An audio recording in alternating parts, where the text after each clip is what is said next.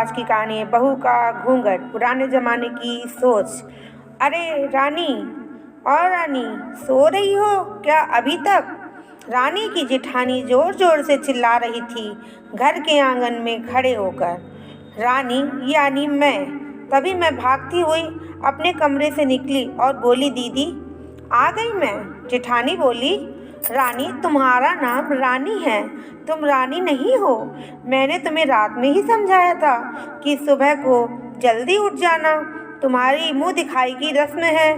मैंने बोला कि दीदी रात को नींद ही नहीं आई, जगह नहीं है और मन में थोड़ा डर था कि सुबह आँख नहीं खुली तो। रजनी दीदी हंसती हुई बोली, रानी मेरी प्यारी देवरानी, जल्दी से घूंघट कर लो, नहीं तो अगर माँ जी आ गई ना तो हंगामा हो जाएगा। मैंने घूंघट किया ही था तभी माँ जी बाहर आ गई और कड़कड़ाती आवाज़ में बोली, चलो अब क्या यहीं गपशप मारती रहोगी तुम दोनों? हमने चलना शुरू ही किया था तभी माँ जी ने रजनी दीदी के कंधे पर हाथ रखा और बोली, पता है ना कहाँ से जाना है और कैसे जाना है? माँ जी ने बोला कि जब भी कोई बड़ा तुम्हारे सामने खड़ा हो तो हमेशा घूंघट में रहना और कम से कम अपने बड़ों के सामने आना, और बिना घूंघट के तो कभी भी नहीं। रजनी दीदी कुछ बोली ही नहीं, बस अपना सर कर हाँ बोल दिया। मैंने भी बस अपना सर हाँ में ही हिलाया। माँ जी के जाने के बाद मैंने पूछा, रजनी दीदी आप तो स्कॉलर हो और इन चीज़ों को कैसे निभाते हो? रजनी दीदी मुस्कुराई और बोली कि मैं थारे जेठ जी से बहुत प्यार करती हूँ, इसलिए अभी तक चुपचाप सब चीज़ें निभा रही हूँ। मैं कुछ नहीं बोली और चुपचाप रजनी दीदी के साथ घर के बाहर वाले कमरे में जाकर बैठ गई। वहाँ पर एक पड़ोस की आंटी जी बैठी थी। वो बोली, यह कैसी बहू आई है? ससुर जी सामने खड़े हैं और ये यहाँ बैठी है, मुझे कुछ समझ ही नहीं आया। मतलब? रजनी दीदी बोली, आंटी जी अभी नई बहू है, यहाँ के रीति रिवाज सीखने में थोड़ा समय तो लगेगा। रजनी दीदी मुझे वहाँ से उठाकर मेरे कमरे में छोड़ गई। 6 महीने यूं ही छोटी छोटी चीज़ों में बीत गए। फिर एक दिन मैं राहुल के साथ साड़ी लेने गई। राहुल का फ़ोन आया और वो दुकान से बाहर बात करने चला गया। साड़ी की दुकान पर मैं बेधड़क होकर साड़ियाँ देख रही थी।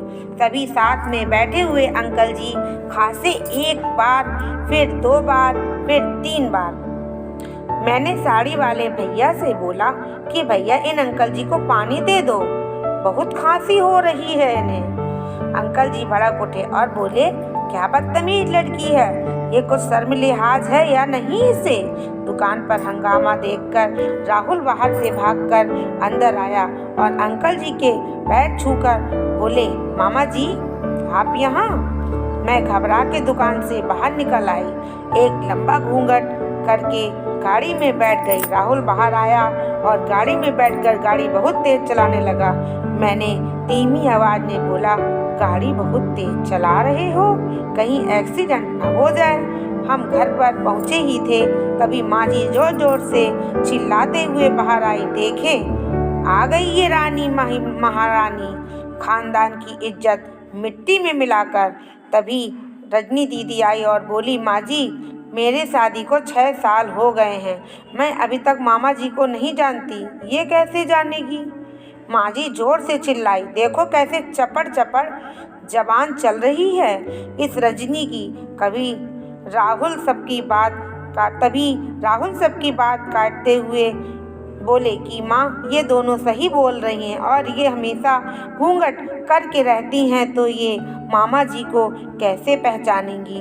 और माँ आज मामा जी के फ़ोन पर तुमने पूरे घर की शांति को भंग कर दिया है। ये वो ही समाज है जिसने सीता मैया पर भी उंगली उठाई थी।